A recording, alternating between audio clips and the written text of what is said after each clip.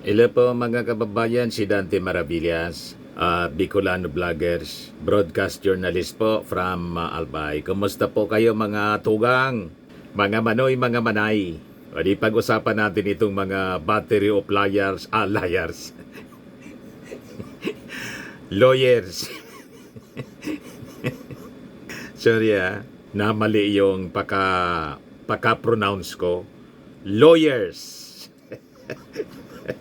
Pagalingan po ng mga abogado. Sabi nga natin, ito lang yung patunay na talagang napakalakas ng ebidensya siguro ang hawak ng defense panel. Kaya si Sara Duterte nag-hire ng 16-man battery of lawyers, mga batikang abogado, hindi lang di kampanilya kundi di kampanaryo. Sabi nga ng mga netizens, 34 na anya lahat. Yung mga tagapagtanggol ni Sara, 34 na daw. Kasi 16-man battery of lawyers yung bago na pinakilala. Plus yung 18 hudas na senator judges po na nag-abogado. So, bali 34. Kung 34 mga kababayan ang kakampi ni Sara, ano pa yung rason? Bakit hindi simulan mga kababayan ang impeachment trial? Yan ang nakapagtataka. Di ba? Kapag sinimulan agad-agad forthwith yung impeachment trial, mapapadali po yung acquittal. Buwelo na si Sara Duterte sa kampanya. Di ba? For 2028 presidential elections. So yun ang hindi maabot ng ating pag-iisip. Anong pumipigil dito sa mga senador? 18 silang kumampi kay Sara Duterte. Plus the 16 battery of lawyers. Sigurado na yung acquittal?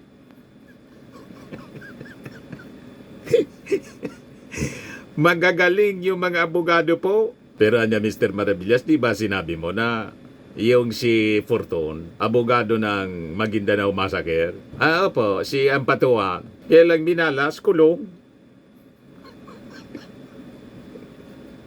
Despite mga kababayan sa galing ng abogado, wala talaga. Pag nasa sayo ang katotohanan, kaya siguro sa aking analysis mga kababayan, kinailangan ni Sara Duterte ang 16-man defense team sa bigat po ng ebidensya. At sabi nga natin, ito'y patunay. Hindi lang mabigat yung ebidensya laban kay Sara Duterte dito sa kanyang kinakaharap na kaso sa Senado. Itong 7 articles of impeachment. Ang pagkuha ni Sara ng magagaling na mga abogado, patunay ng lalim ng laman ng kanyang bank accounts.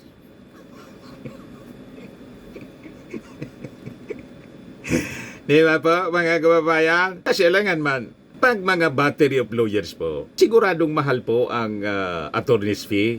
Tama po ang ating mga analysis? So ito ipatunay. Yung prosecution panel mga kababayan, kumuha na rin ng spokesperson pantapat sa Senado. Kasi yung Senado, may spokesman na din na kinuha, si Chis Escudero. Pinapakinggan ko sa interview po. Dinibati ni Karen Davila. Binanata ni Karen Davila mga kababayan ng mga hard questions. Hirap si Torni. Si Torni Tongol mga kababayan na ipaliwanag. Yung delay mga kababayan sa pagsasagawa ng impeachment trial. Kasi lahat ng ginagawa ng mga senador, pinahirapan yung mga requirements. Halatang-halata na talagang dinidelay. Ngayon, tinapatan si Atty. Tongol ng Kongreso. Kumuha din, batikan po, matindi itong kinuhang spokesperson po, batikang abogado. Yan nag-press con, mga kababayan. Sabi dito, impeachment prosecutor staff veteran litigator Antonio Bocoy as spokesperson pro bono. Walang bayad po, libre. Sabi ni Attorney Bocoy, ang tanungin ko magkano yung bayad. Ay, wala niyang bayad dito. Para kasi ito niya sa bayan. Hindi bayad ang I am not after bayad anya, kundi serbisyo sa bayan. Pro bono. Ayan ba? Sabi dito sa balita, yung impeachment prosecution panel ng Congress, kinuha itong veteran litigation lawyer na si Antonio Audi Bocoy bilang tagapagsalita amid mounting issues surrounding the case against Sara Duterte. Itong si Bocoy would be taking on this role without payment ng kanyang serbisyo and is doing this for the sake of the country. Hindi niya bayad ang pagtanggap ko rito, kundi para kasi sa bayan. O di ba, mga kababayan? So sabi niya, ako po ay pinakiusapan kung maaring tumulong. Hindi ko na po kailangan ng bayad. Para ho sa bayan ito. Hindi ho bayad, bayan. Si Bocoy, Atty. Bocoy, mga kababayan, Managing Director siya ng Bocoy Poblador and associate with 40 years of litigation experience. Pati kang abogado po, pangtapat doon kay Tungol, na hirap idepensa yung mga sablay na mga ginagawa ng Senado. In-interview ni Karen Davila. Hirap siyang ipagtanggol yung Senado. Lalo si Chis Escudero at saka si Bato at ilan pang mga senador, mga kababayan na after manumpa bilang mga senator judges, ang ginampanan na papel, hindi man senator judges, kundi defense lawyer. Hirap yung hirap ipaliwanag mga kababayan kung bakit ganon. Nahirapan kay Karen Davila si Atty. Tungol. At Tunggol yata, Tunggol. Ito yung pagtatanong ni Karen Davila. Hard talk? Hard questions? Ay nakikita sila na lumalabas kasama ang akusado. Yes or no? I think Si Amy Karen, Marcos I ito at saka si Robin hazard kasama a guess sa as to what Kuala the Lumpur si impeachment court Sara. will look how it will look into those actions. It's just up to the fellow senator judges to bring it up to the attention of the impeachment court or the parties themselves.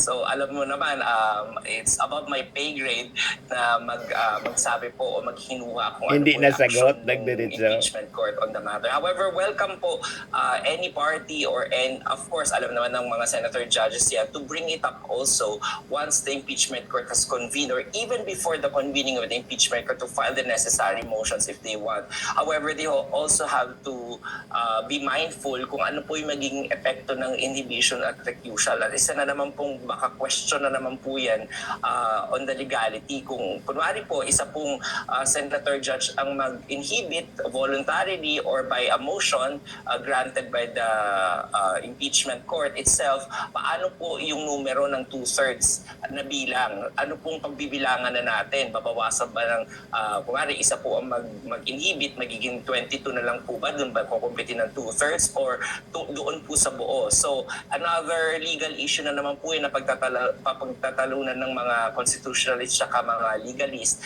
Kaya po, sa ngayon po, hindi tayo makakapagsalita dyan because it will be up to the impeachment court in its wisdom as a collective body to be able to answer those kinds of issues. Okay. Yung mga Two more bias, questions. mga kababayan na senador tulad ni Bato, ni Robin Padilla at si Amy Marcos, lalo na po si Robin Padilla at si Amy Marcos, na kasama si Sara Duterte sa Kuala Lumpur. Yung senator judges, kasama yung akusado. Hirap ipaliwanag po ni Atty. Tungol. O ito, tungkol sa pagka-delay, mga kababayan ng trial. An acceptable compliance. Who says that it's acceptable? Who said that? Well, Karen, Sabing acceptable yun. Nung February, tapos 6 na buwan na, ay nangyari ito. Sinong nagsabi nun? I think, Karen, it's still also the wisdom of the impeachment court. What is important is that the impeachment court has already been convened and that the process is Reasonable already daw rolling. yung delay ng Senado. As the presiding officer had said in his previous press conferences, the delay from February onwards is not an actual unreasonable delay because the impeachment court has already, or the presiding officer and the Senate has already been preparing for such for the convening of the impeachment Okay. court, and Alright. also there was a Di legal mapakali issue si as Karen to the, Davila. Hindi whether or not kumbinsido they sa can sagot? convene while the Senate is in recess. So in order to forestall any questions as to the actions of the impeachment court convening during the recess, I think the Mag-ano na lang Senate tayo? acted just out of Yeah. prudence to just do it once it convenes. Oo. Attorney, magtagalog po tayo kasi mahalaga, gusto ko na iintindihan tayo ng pangkaraniwang Pilipino. I don't want people who aren't lawyers to misunderstand or get lost in the jargon. Alright? No jargon. Alright.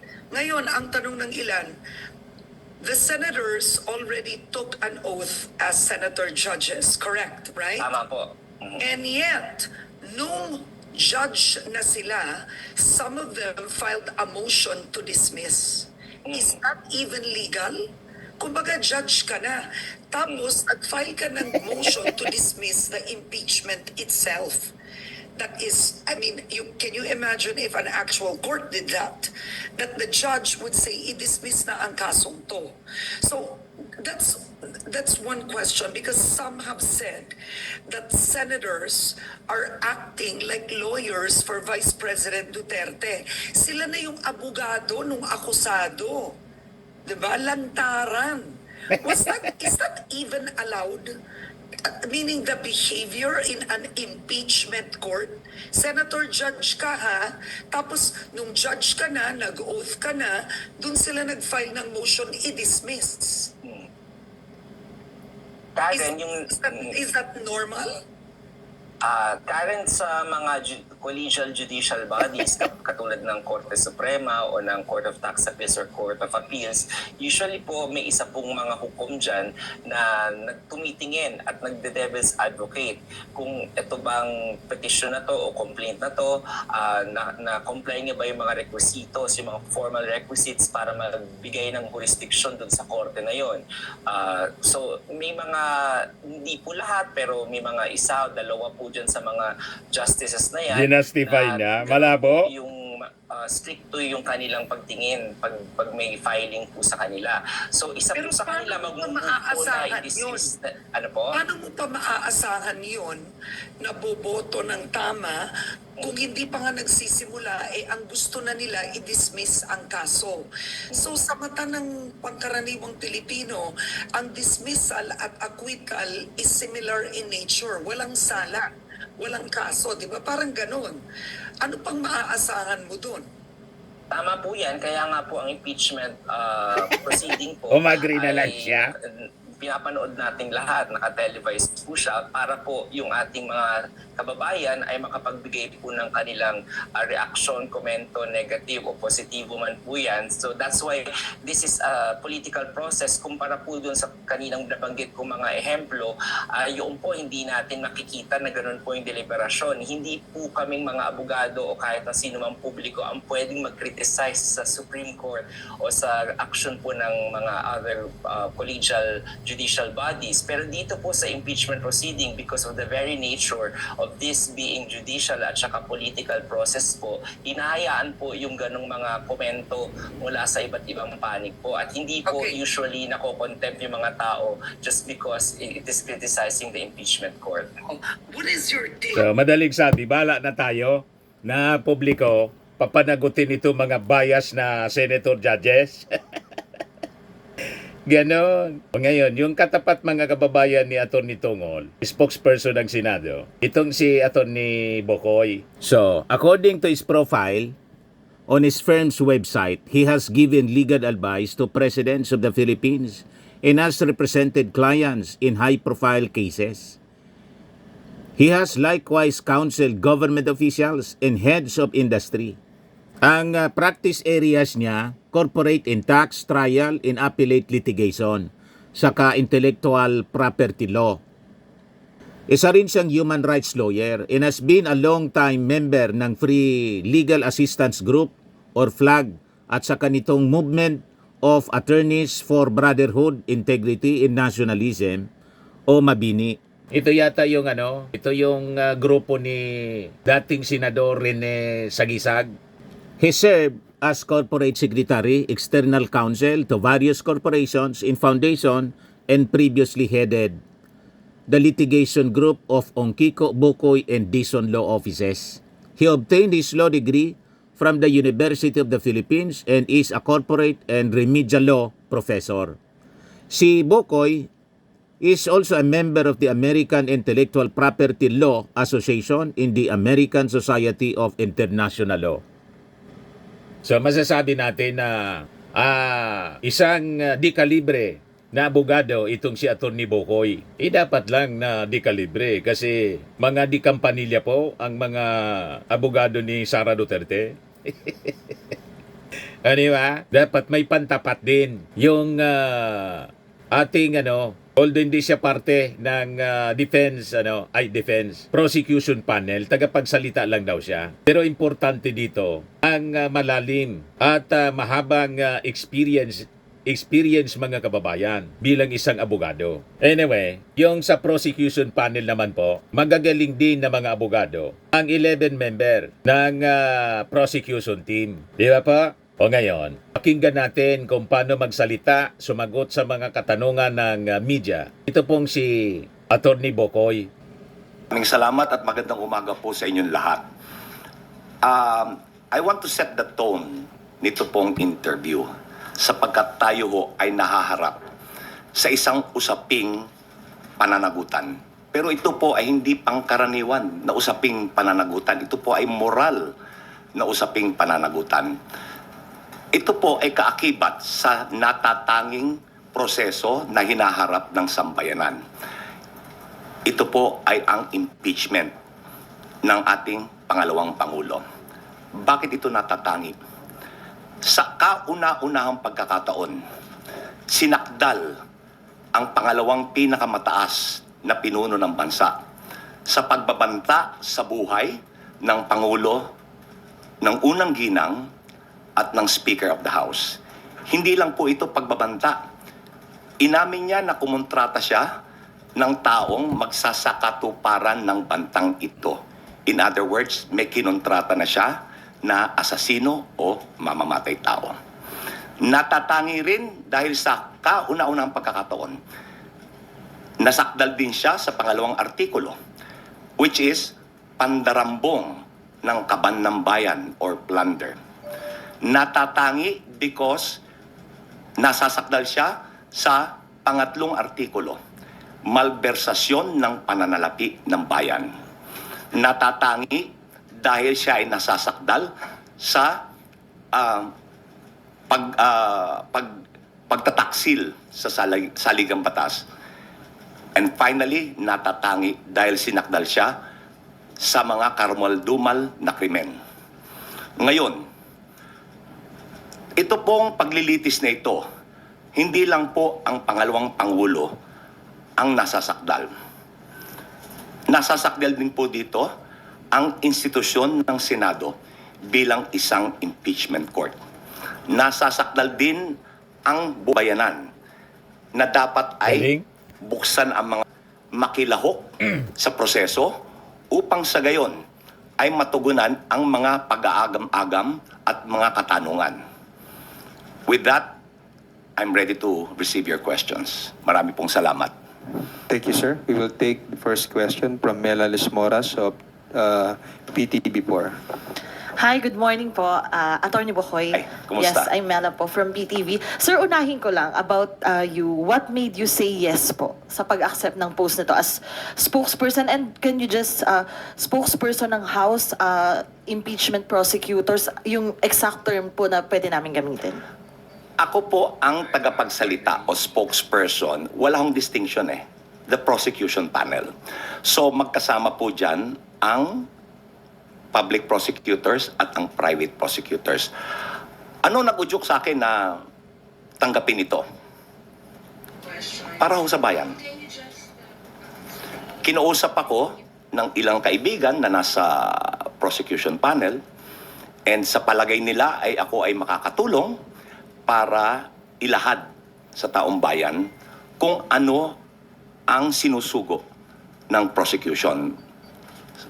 Tinanggap ko po after talking to my family. Nasagot ko po? Opo. And may second question lang po. Kahapon kasi, sir, inilabas na ng impeachment court, ng Senate impeachment court, yung isinumite ng kampo ni Vice President Sara Duterte na buong listahan ng kanilang mga magiging abogado dito nga sa paglilitis. And speaking of, kanina nga nabanggit nyo na kayo ay pangkalahatan na tagapagsalita ng House Prosecution Team. Sa panig po ba ng House Prosecution Team, kailan kaya natin papangalanan lahat ng kasali at kung if pwede na nating banggitin sino po ba yung mga magsisilbing private prosecutor sa panig po ninyo, kailan ito? At medyo compound question lang, anong ibig sabihin po nito na nagsumite na rin yung kampo ni Vice President Sara Duterte ng kanilang mga abogado? Ano po yung ibig sabihin nito para sa trial? Ibig sabihin po nito na naglahad na sila ng kanilang entry of appearance, ibig sabihin nito ay handa sila na dumaan sa paglilitis. Ngayon, yung inyo pong isang pangalawang katanungan, kailan ho natin papangalanan yung mga private prosecutors? All in due time. Okay, thank you po. Thank you. Salamat din po. Thank you, Mela. Billy Vegas from Abante Politico, you're recognized. Attorney, magandang umaga po. Attorney, tanong ko lang, meron po ba kayong bayad doon sa Wala po. pagiging... Gaya po na sinabi ko, ako po ay pinakiusapan kung maaring tumulong. Hindi ko na po kinakailangan ng bayad. Para ho sa bayan to. Hindi ho bayad, bayan. Next question ko po. Attorney, do you think po ba yung utos ng second impeachment court na pasagutin yung 20th Congress na House, kung gusto pa nilang ituloy yung impeachment trial ay admission na pwedeng tumawid, mag-crossover yung impeachment? Okay, sa aking pong pananaw at sa pananaw ng prosecution panel, there's no such thing as crossover. Yun ang sinasabi nila na nagtapos ang 19th Congress. Ang natatapos po ay yung legislative work, yung paggawa ng batas. Yung institusyon ng Kongreso, yung institusyon ng Senado, ay hindi po yan nag-expire. Tuloy-tuloy po yan.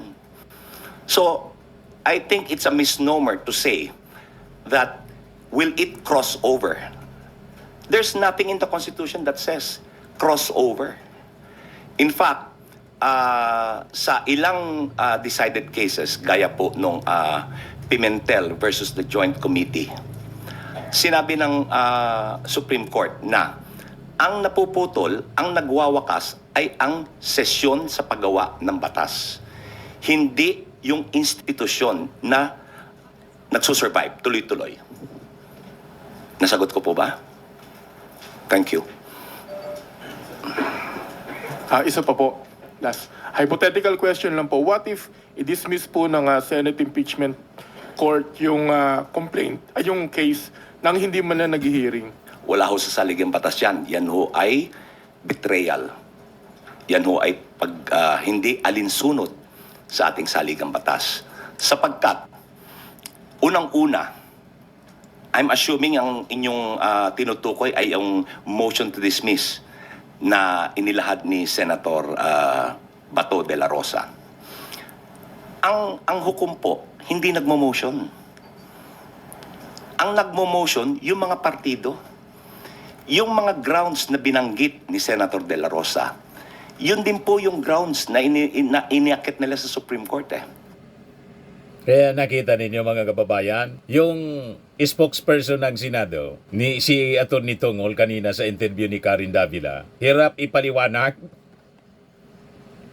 Kasi yung pagmotion ni Bato po, hindi man dapat ginawa. Hindi na nakapag-intay si Bato na ma-appoint yung 16 battery of lawyers. Siya na mismo, inuna na yung defense counsel nila. Kaya nga po, ang kwintada ng ating mga mamamayan, 16-man defense counsel ni Sara Duterte plus yung 18 senador, 34 na po ang kakampi. Pero hindi natin maintindihan bakit kailangan pa na i-delay ng Senado kung majority na mga kababayan kakampi ni Sara.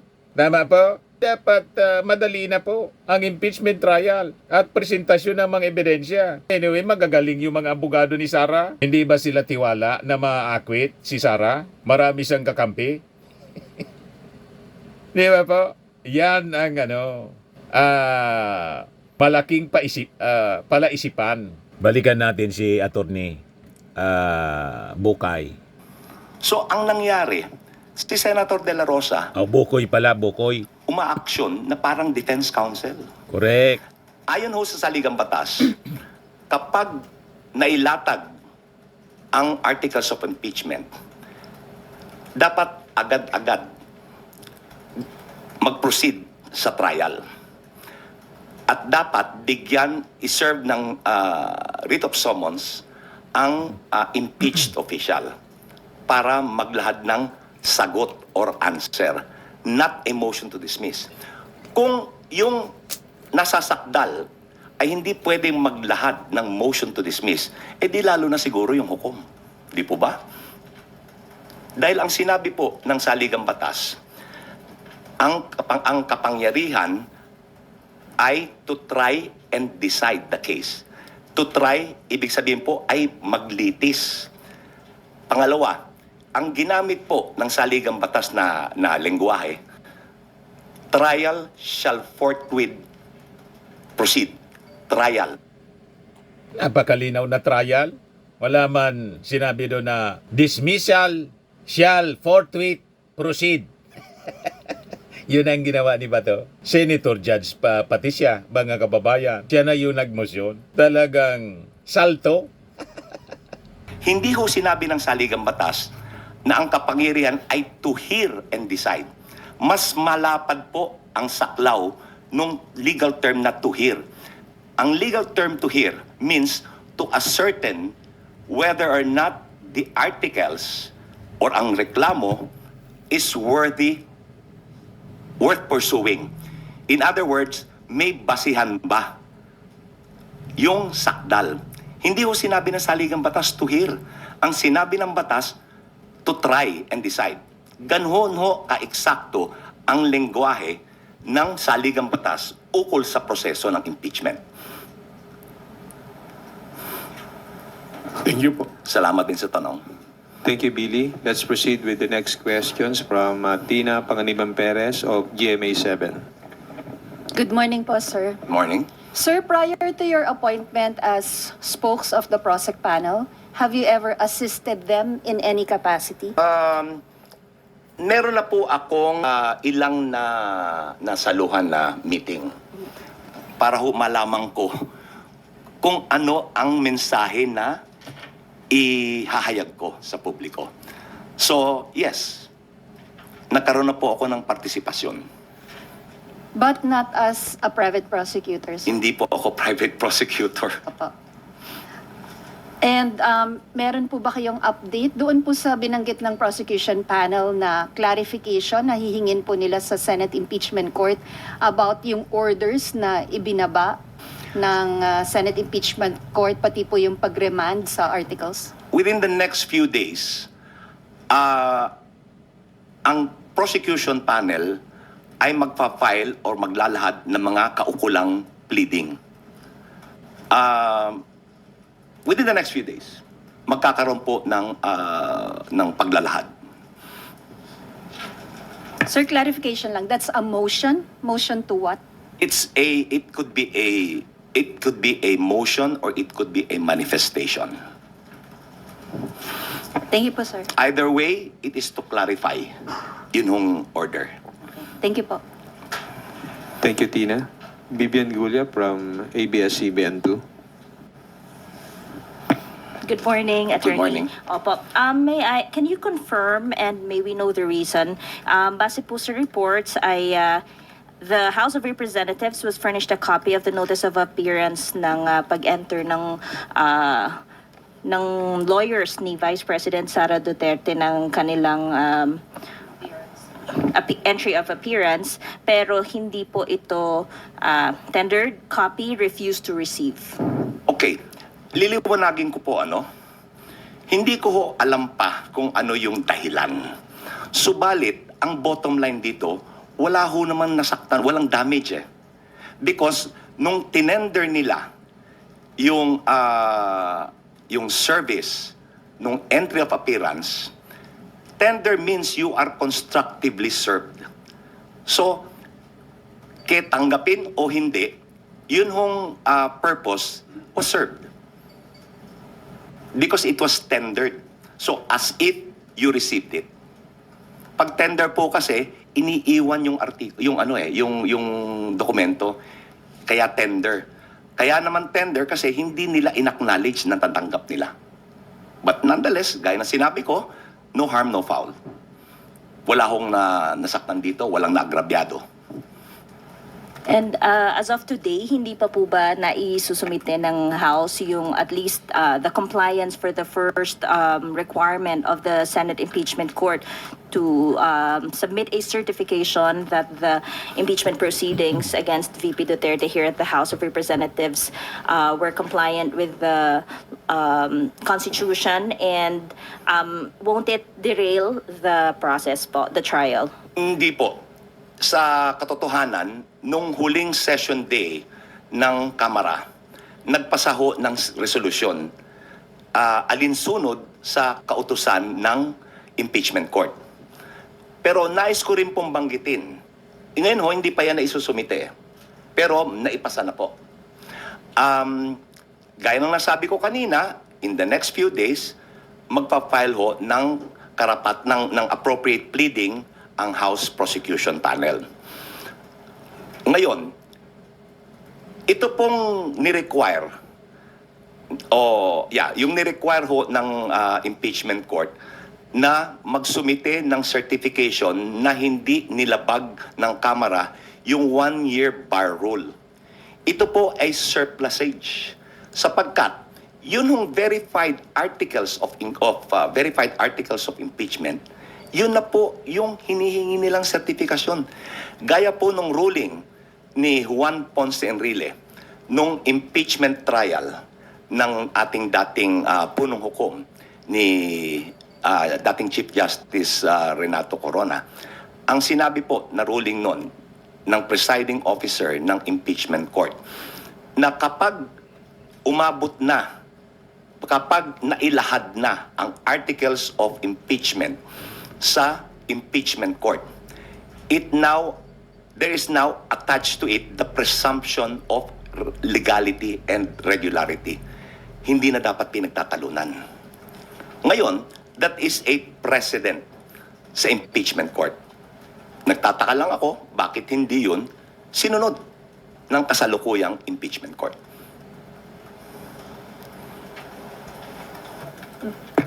Bali, sir, i-comply pa po ba ng House tong requirements, or in the House prosecution's opinion, hindi na po kailangan at hindi ito makaka-derail sa trial kahit hindi sundin itong mga requirements?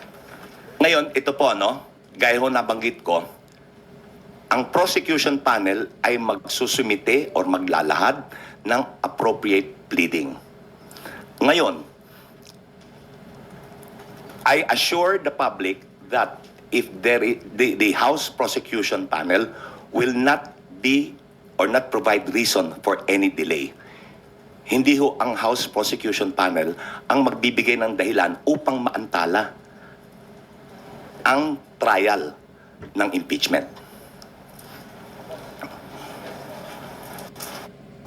Malinaw yung mensahe ni Atty. Kasi po, ang talagang nag-antala ng impeachment trial, malinaw na malinaw po, yung Senado mismo, yung simple na mga bagay, kinomplikan nila, mga kababayan, nang i-submit, i-transmit yung impeachment, articles of impeachment noong February 5. Biglang in-adjourn ni Chis Escudero sa motion ni Senator Villanueva. Kahit dalawa pa po, mga kababayan, yung session days, sa session calendar days nila, February 7 pa dapat sila nag-adjourn. February 5, in-adjourn na. Pagkatapos, nag-schedule ng June 2. Tin-schedule na naman sa June 11. Pagkatapos, yung pagsumpa na lang ng mga judges, ginawang tingi-tingi pa. Una muna na nag-take out si si Chis Escudero. Sunod yung mga the following day, yung mga senator judges. Then, sunod na araw, last day ng session, imbes na basahin yung articles of impeachment, ipabasa, ibinalik, ni-remand, return to sender. Yan mismo yung sinasabi ni Coco Pimentel, nagpapreso nga din si Coco Pimentel, pakinggan muna natin. Talagang dinilay mga kababayan. Pinahirapan ng Senado. Ano ba, magkaka-deadlock, di uusad, ano pong pwedeng mangyari kaya? Yun na nga. Yun na nga. That's my point na it should have been a straightforward procedure na lang. In the first place, merong ang presumption of regularity. Number 2, ang initiation, sabi ng Constitution, ang initiation ng impeachment, duty and responsibility ng House. Ang trial and decision-making sa impeachment, duty and obligation ng responsibility ng Senado. Nag-file na nga ang House. Bakit pa namin sinasabing, certify nyo nga na i-certify nyo nga na hindi unconstitutional yung ginawa nyo. Siyempre, yung kumilos ang House, siyempre sa mata ng House, hindi naman unconstitutional yung ginagawa nila. Wala namang Senate or House pag nagpapasa kami ng batas dito, although later declared unconstitutional by the Supreme Court. Nangyayari na yan. Not only today, but decades ago, nangyayari na yan. Hindi po consciously pinapasa ng Kongreso yan na we will consciously pass an unconstitutional law. Sa mata namin, when we passed it, it was constitutional. Although, nung further study ng Supreme Court, declared unconstitutional. So, ganun din yun. When the House passed that verified complaint, which became the articles of impeachment, sa mata nila, for sure, hindi unconstitutional yung ginagawa nila. O ngayon, binalik na namin para sagutin kami na, siyempre, hindi unconstitutional sa mata namin when we made it. So, it really caused unnecessary delay. It introduced a maneuver, a detour na hindi na kailangan gawin. It introduced legal concepts na not so clear ang meaning. When number 1, we could have just assumed it, and then number 2, we could just have asked them simply without returning. Di ba? Malinaw mga kababayan, intention talaga. I-delay. Despite ng dami nila sa Senado, 18. Plus ito, mga dikampanaryo na mga abogado, 16 po. Bali 34. Wala nang rason, i-delay. Trial shall forthwith proceed na dapat.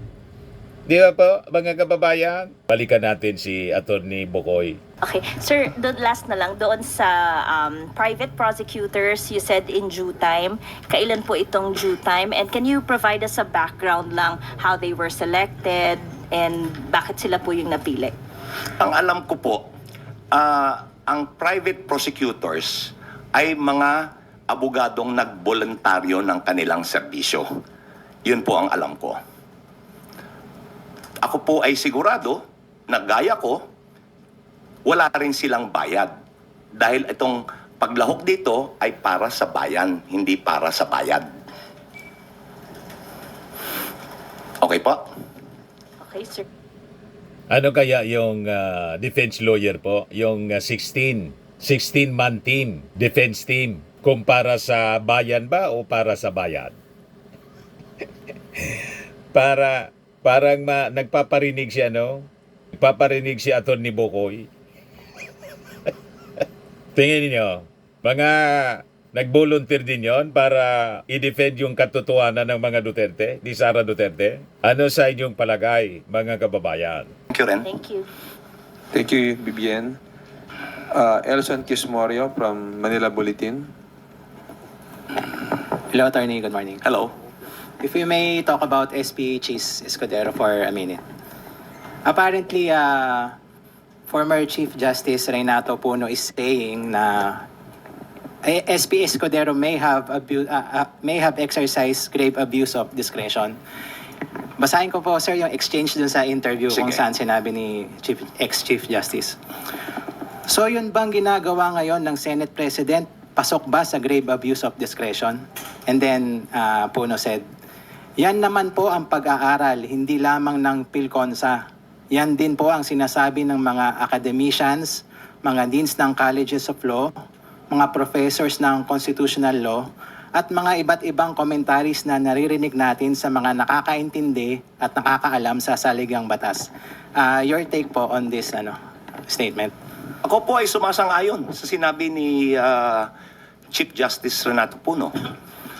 Sapagkat ang mga naging actuation and ruling ni Senate President Chis Escudero as the presiding officer of the impeachment court ay wala ho sa saligang batas yan. Kagaya po ng pag-remand. Hindi po ang pag-remand, Basag si ibig Chis sabihin, Escudero. lower court should reconsider. Gaya po na nabanggit ko kanina, wala hong salitang remand sa impeachment. Hindi ho angkop ang remand sa impeachment. Yung remand ay para sa ordinaryong kaso, sa ordinaryong hukuman, but never sa impeachment court. As a follow-up, attorney, I think SP Escudero is somewhat dismissive of PhilConsa just because the president is Speaker Romualdez. Your take po. I agree. Is that fair? Is that fair? That's not fair. Because you judge the position based on the merit of what was said. Hindi yung personalidad. Kaya nyo ba? Pinuliti Si ka? Speaker, Si iba ho ang Martin posisyon Romualdez, niya, si Chis Escudero. iba ang Presidente, Chairman ng PhilConsa. Sa palagay nyo, si Speaker Romualdez ay kayang impluensyahan ang pag-iisip ni dating Chief Justice Puno? Correct. I don't think so. In much the same way that Chief Justice Puno will not and cannot influence the mindset of the Speaker of the House. Correct. So, my take is that the argument is based on the merit of the argument, not on the personality. Hindi po personality-based yan. Merit-based. Other one, attorney, do you agree with SP Escudero's statement na parang the Senate impeachment court daw has no limit to what they can do, No? to what motion they can pursue? Hindi po. Meron pong limitasyon. Ang limitasyon ay ang ating saligang batas at ang kanilang sariling impeachment rules. Hindi Correct. po pwedeng porque you are sui generis, pwede mong gawin ang lahat ng gusto mo. Ang limitasyon po ay nasasaad sa ating saligang batas Correct. at sa kanilang sariling impeachment rules. Correct. In fact, kung yung impeachment rules po ay hindi alinsunod sa saligang batas, hindi rin po obra yun. So lalo na, yun sa kanyang statement na kaya niyang gawin, kaya nilang mag-order ng kahit na ano, mali po yun. Dapat alinsunod sa parameters na sinet ng saligang batas. Lumalabas po, above the law na yung Senado. No one is above the law nga. Lalo na sa konstitusyon. So nilabag ng Senado, mga kababayan, ng mga senador, si Bato nagmosyon, Senator Judge. Hindi lang yung saligang batas ang nilabag nila, pati yung kanilang sariling Senate rules. Binalahura po ng mga senador, pati yung mag-behave sila po. Saan ka nakakita? Akusado si Sara. Pagkatapos kasama niya ang senator judges na si Amy Marcos, pagkatapos si Robin Padilla, kasama sa Kuala Lumpur, Malaysia. Walang delikadesa, mga kababayan. Yun ang nawala. Kaya sirang-sira na po yung imahe ng Senado dahil sa klase ng mga senador natin ngayon. Bumaba yung tingin ng ating mga mamamayang Pilipino.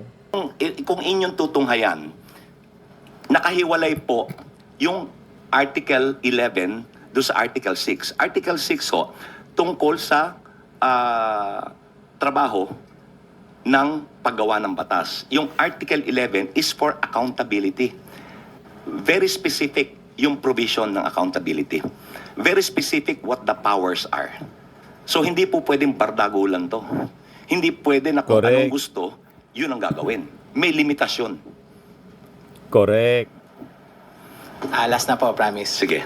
Ah, May promise pa. Ano yun? Totoo yan, ha? You've already called out Senator De La Rosa kanina po, no, for being like partisan kasi Yes. nag-file na motion. Pero hindi lang naman po siya yung perceived na partisan doon sa Senate impeachment court. So are you worried about that? Ganito po, we will give them the benefit of a doubt. Sapagkat, alam po naman nila yung batas Alam nila kung anong ginagawa nila Nanumpa sila that they will administer impartial justice. Ngayon, tignan po natin kung talagang tutuparin nila yung pinanumpaan nila to deliver impartial justice. The cold neutrality of an impartial judge. Tignan natin. Pero sabi ng isang abogado, si Atty. Rodel Taton, some leaders niya do not deserve the benefit of the doubt. Yan sabi dito, lawyer and law dean Rodel Taton said, there are public officials who don't deserve the benefit of the doubt. These are the leaders whose actions contradict their words or whose behavior and speech are rubbish. Yan kanyang post po sa X, walang benefit of the doubt na ibibigay sa mga leader na taliwas ang ginagawa sa sinasabi or kahit parehong basura ang ugali at salita. Huwag niyong isisi sa mamamayan, kayong may gawa niyan. Correct. Di ba po? Tama? Ito yung pinakang matinding binitawang pananalita ni Atty. Bocoy. Ito po ang aking habilin. Sino ba ang takot na ilabas ang katotohanan? Sino po ang takot? Di yung may tinatago. Yung may itinatagong katiwalian, may itinatagong kamalian. Sa usaping patungkol sa proseso, walang higit na mahalaga kundi ang suyurin at hanapin ang katotohanan.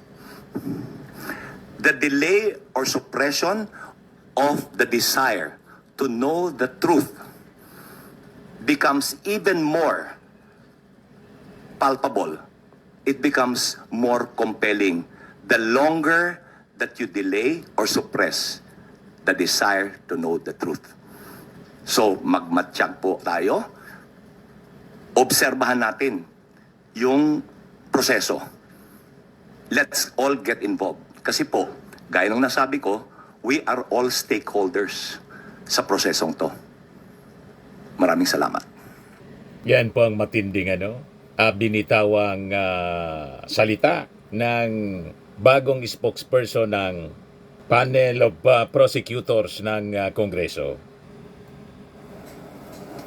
At itong ating programa mga kababayan, atid sa inyo nitong ating mga sponsors, Firmax Firming and Lifting Cream. Pinapay po sa mga pulses in affected area. Mainam po ito sa mga pains at paninigas ng mga kaso-kasuan. Ito sa mukha naman yung application, anti-aging, Automax po siya. Ito ay Glow 60 mga kababayan. Whitening po siya. Made in South Korea. Ito naman po, Ningxia Red Mix Fruit Drink. Gawa po siya sa goji berry. May anti-cancer properties po siya. At sa mga nagana po ng malinis and spacious fitness gym, pumunta lang po kayo sa aming Colossal Fitness Gym. May Grab car rental din po kami. At bills payment po sa aming office. At saka sa mga mahilig po sa mga imported bags, manood po kayo sa live selling ni Madam Eileen Rosales sa kanyang Eileen Closet po. Pati mga shoes, ito yung kanya po. Ito yung kanyang page.